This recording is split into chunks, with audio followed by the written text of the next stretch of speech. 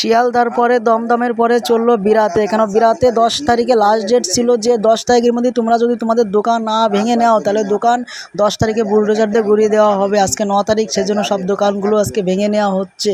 কেন অবৈধ রেলের যে অবৈধ সম্পত্তি দখল করে হকাররা বসেছিল, রেল আগেই অনেকবার নোটিশ দিয়েছে যে তোমরা এগুলো তুলে নাও, ভেঙে নাও, নাহলে কিন্তু আমরা যদি ভাঙি তোমরা কিছু পাবে না, সব গুড়িয়ে দেবো। তাই জন্য আজকে 9 তারিখের ভিতরে সবাই কাজে হাত দিয়েছে। হকাররা অবৈধ সম্পত্তি যারা রেল দখল করেছিল সেই সম্পত্তি আজকে রেল মুক্ত করলো। কিন্তু কথা হচ্ছে গরিব মানুষদের, এই যে গরিব মানুষ যারা দিন আনে দিন খায় তারা কি করবে? কেন পশ্চিমবাংলায় প্রচুর বেকার ছিল, মমতা সরকারের আসার আগেই তো ছিল বেকার। মমতা সরকার এইসব বেকার করেছে টিএমসি থাকাকালীন। কিন্তু এখন যে বেকারটা হচ্ছে, এই যে এত হকার, এরা কি কাজ করবে, এরা কি খাবে, সেটা কি কখনো সরকার ভেবেছে? মনে হয় ভাবিনি। কেন যারা চাকরিজীবী তাদের কথাই মনে হয় সরকার ভাবে, যারা সরকারি চাকরিজীবী তাদের হুড় করে মাইনা বাড়বে, কিন্তু গরিব মানুষের কথা কখনো মনে হয় সরকার ভাবে না। কিন্তু এদের কিছু একটা করলে আমার মনে হয় ভালো হতো। সরকারি সম্পত্তি উচ্ছেদ করেছে, দখল করে রেখেছিল, ওটাও বেআইনি, কিন্তু তা হলো সরকারের কিছুটা তো গরিব মানুষের কথা ভাবা প্রয়োজন ছিল।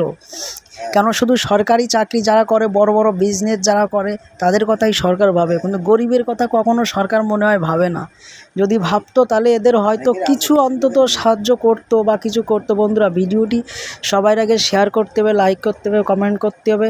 আর এই যে কি করবে গরিব মানুষগুলো আপনারাই, আমরা জানি না এখন কি করবে না করবে। আজকে বিরাতে সমস্ত সব দোকান পাশা ভেঙে তুলে নিয়ে যাওয়া চলছে। কিন্তু এই যে গরিব মানুষগুলো অসহায় চোখের জল ফেলে চলছে, এদের দুঃখ কষ্ট বেদনা কে বুঝবে? এমন লোক কি আছে? এই সমস্ত মানুষের দুঃখ কষ্ট বেদনা বোঝার মতো লোক কি আছে? যদি থাকে তাহলে তো মানবতা দেখা যাবে, আর না থাকলে না দেখা যাবে।